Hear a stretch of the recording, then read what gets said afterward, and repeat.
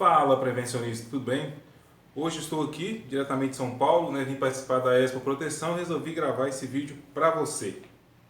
Aproveito para já te convidar, nós temos curso de PPRA previsto para São Paulo SP, Salvador na Bahia, Camaçari na Bahia, Manaus, finalmente vamos estar em Manaus juntamente com o colega Mário Sobral, vamos ter 2 dias de evento em Manaus. E Goiânia, temos previsão, curso de PPRA também em Goiânia. Todos esses eventos você encontra no site Segurança do Trabalho NWN. Clica lá, site segurançadotrabalho.nwn.com. Na aba Eventos Presenciais você vai ter lá uma lista de eventos, você escolhe da sua região e seja feliz. Você vai ter uma transformação muito grande no seu entendimento a respeito do PPRA. Risco de acidente. Coloco ou não coloco no PPRA? Essa é uma dúvida, uma discussão antiga, tem o pessoal do sim e tem o pessoal do não. Para você entender um pouco mais sobre essa polêmica, eu vou introduzir. Ocorre o seguinte, a NR9 fala que o PPRA é o Programa de Prevenção de Riscos Ambientais e diz que riscos ambientais são os riscos químicos, físicos e biológicos. Ou seja, risco de acidente e risco ergonômico acabam não entrando naquela descrição dos agentes que a NR9 considera como riscos ambientais. E aí, muita gente já entra para a turma do não. Fala, opa, se a NR9 fala que o risco de acidente e o risco ergonômico não está categorizado nos riscos ambientais, eu não coloco. E aí já tem a turma do sim, que fala, epa, o PPRA é parte de um conjunto mais amplo das iniciativas de segurança. E também o PPRA estabelece apenas parâmetros mínimos. Então, se é o parâmetro mínimo, eu posso ir além, o que eu não posso é ficar aquém. E ainda, o PPRA tem que estar articulado com as demais NRs. Opa! Está formada aqui a turma do coloco. E você, Nestor, onde você fica nisso tudo? Minha turma é a turma do meio. A turma do indeciso? Não. Vou explicar para você por que é a turma do meio. Eu acredito que em determinadas ocasiões vale sim a pena colocar o risco de acidente dentro do PPRA.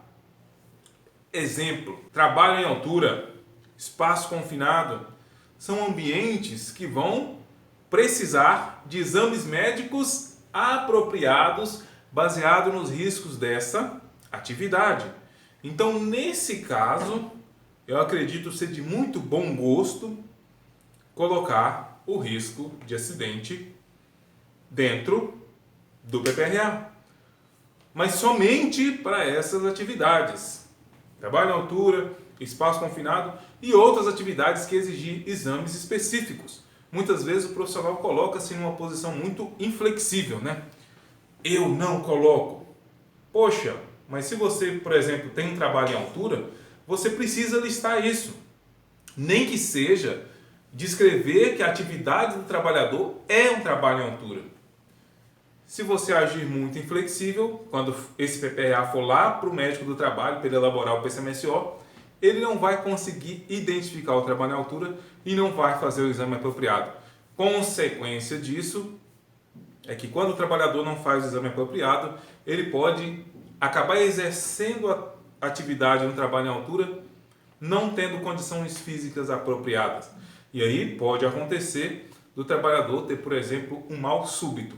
Está lá trabalhando no andame e aí tonteou, puf, caiu, morreu. Depois pergunta-se, mas gente, ele trabalhou em altura, por que ele não fez o exame apropriado? Simplesmente porque muitas vezes o profissional da área de segurança ficou muito inflexível a colocar esse trabalho em altura mencionado no PPRA e o trabalhador não teve como fazer os exames médicos apropriados. Então, colocar risco de acidente no PPRA, na minha opinião, é recomendado apenas quando esse risco vai gerar um exame específico. Tirando essas situações, aí eu entro também para a turma do não, dizendo que o melhor é não colocar risco de acidente no PPRA. Por exemplo, você tem lá um corrimão solto na escada. Por que vai colocar no seu PPRA que tem um corrimão solto na escada? Reconhecer isso como um risco. Vai apenas lá no cronograma de ações e coloca, né, o conserto do tal cronograma de escada em determinada data. Né, o conserto da escada, do corrimão da escada em determinada data. Não precisa citar isso dentro do PPRA, reconhecer isso como um risco. Vamos lá, né, o pessoal reconhece no PPRA, por exemplo, piso escorregadio. Opa, se o piso é escorregadio, bora trabalhar então para melhorar para o piso não ser escorregadio. E não apenas eu listar esse agente de risco de acidente no meu PPRA, sendo que muitas vezes esse mesmo agente de risco de acidente já está previsto na ordem de serviço, na APR, na permissão de trabalho, na análise preliminar de tarefa e por aí vai. Então acaba sendo redundante muitas vezes. Você vai repetir o mesmo risco de acidente em vários documentos. Então, reparem, né? Eu não estou falando para você não reconheça os riscos de acidente. Não é isso. Eu estou falando para você reconhecer o risco de acidente no documento apropriado. APR, ordem de serviço, permissão de trabalho, análise preliminar de tarefa, análise preliminar de atividade, né? Tem várias siglazinhas sobre essas análises de risco. Estou falando para você usar essas ferramentas para reconhecer os riscos de acidente e não mencionar no PPRA. Mencionar o risco de acidente no PPRA se e somente se esse agente de risco provocar um exame médico específico, né? O ventilador que está quase caindo, colocar no cronograma de ações. O piso escorregadio, colocar no cronograma de ações. A falta de corrimão na escada, colocar no cronograma de ações. E não dentro do PPRA, nas planilhas de reconhecimento do risco. Nas planilhas de reconhecimento de risco do PPRA, colocar os riscos que podem ser avaliados, né, para depois ser controlados. Risco de acidente, não. Espero que vocês tenham gostado do vídeo de hoje. A gente se vê por aí. Falou!